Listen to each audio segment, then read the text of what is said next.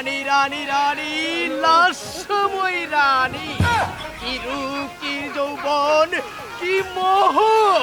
আমি আমি যেন রসগোল্লার মতো তোমার এই যৌবনে হাবুডুবু খাই। হ্যাঁ, দুষ্টু দুষ্টু দুষ্টু, আমি দুষ্টুই। ওই দুষ্টুমি করার জন্যই আমার বড় রানীর চোখ ফাঁকি দিয়ে গভীর রাতে না আলোতে মশাল কামড় খেয়ে তোমার সঙ্গে নিশি যাপন করি। দুজন দুজন হকিম খেলায় মেতে উঠি যেন এক মহা সম্মিলনে। মহারাজ, হঠাৎ করে কেমন যেন আমার মাথাটা ঝিমঝিম করছে মহারাজ। রানী রানী, তুমি আমাকে কি শোনালে? আমি আমি বিগত 1 মাস তোমার সঙ্গে নিশি যাপন করিনি, আর হকিম তো দূরেই থাক।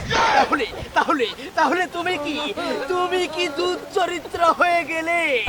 না হলে তোমার মাথা কেন ঘোরাবে রানী? মহারাজ, আমি আর পারছি না মহারাজ। এই কে কোথায় আছিস? এই রাজবৈদ্য পণ্ডিত ডাক্তার, হাসপাতালে অ্যাম্বুলেন্স, আইসিইউটি, এই কে কোথায় আছিস? এই তো এক্ষুনি আয়, তাহলে আমি হত্যা মামলার আসামি হয়ে যাব। আমাকে বাঁচা, রানীকে বাঁচা, বাঁচা বাঁচা বাঁচা বাঁচা বাঁচা।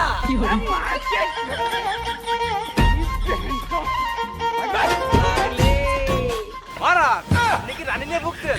আর নয় চিন্তা, এটার কাছে বাড়ির মুখে মুখে এই যৌবন ডাক্তার। যৌবন ডাক্তার, তুমি এসেছো? দেখো দেখো তো এই রানীর কেন মাড়ি আটকে গেল।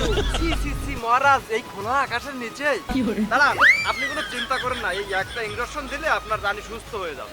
ডাক্তার, তুমি ওই ইনজেকশনটা ঢুকিয়ে দাও, কিন্তু মনে রেখো আসতে দিও, না হলে যদি আমার রানী ব্যথা পায় তোমার ওই গোহাদারে আমার চাবুক ঢুকিয়ে দেবো।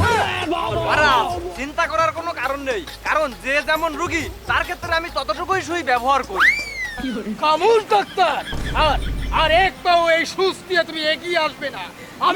আমি এই সুচে একটি লাল সুতো বেঁধে দিলাম, শুধু এটুকু ঢোকানোরই তোমার অধিকার আছে। যদি এর এক ইঞ্চি বেশি ঢোকে তাহলে মনে রেখো তোমার গোহাদার আর আমার চাবুক।